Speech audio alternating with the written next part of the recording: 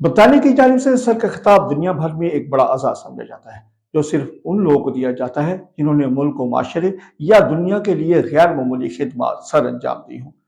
اب تک بڑے بڑے نامور شخصیات یہ اعزاز اپنے نام کر کے بڑا ہی فخر محسوس کرتے ہیں۔ برطانیہ میں یہ خطاب دینے کا طریقہ بھی خاصا دلچسپ ہے۔ اعزاز پانے والے کو شاہی تقریب میں بلایا جاتا ہے۔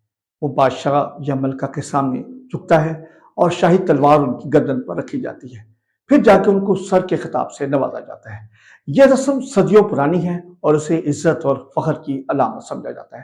لیکن دوستو، یہ وہی لمحہ ہے جہاں کہانی بدل جاتی ہے۔ جی ہاں، یہ اعزاز عمران خان کو بھی دیا جانے والا تھا۔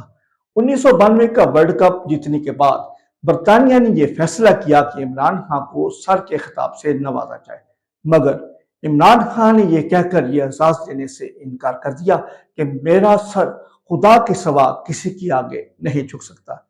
فیصلہ صرف ایک انکار نہیں بلکہ ایک نظریہ تھا۔ عمران خان نے دنیاوی اعزاز سے زیادہ اپنی خودداری، ایمان اور اصولوں کی اہمیت دی تھی۔ ان کے مطابق اصل عزت وہ ہے جو قوم اور خدا کے سامنے سر کو اونچا رکھنے سے ملتی ہے۔ دوستو، آپ کے خیال میں عمران خان نے یہ فیصلہ کتنا درست کیا تھا؟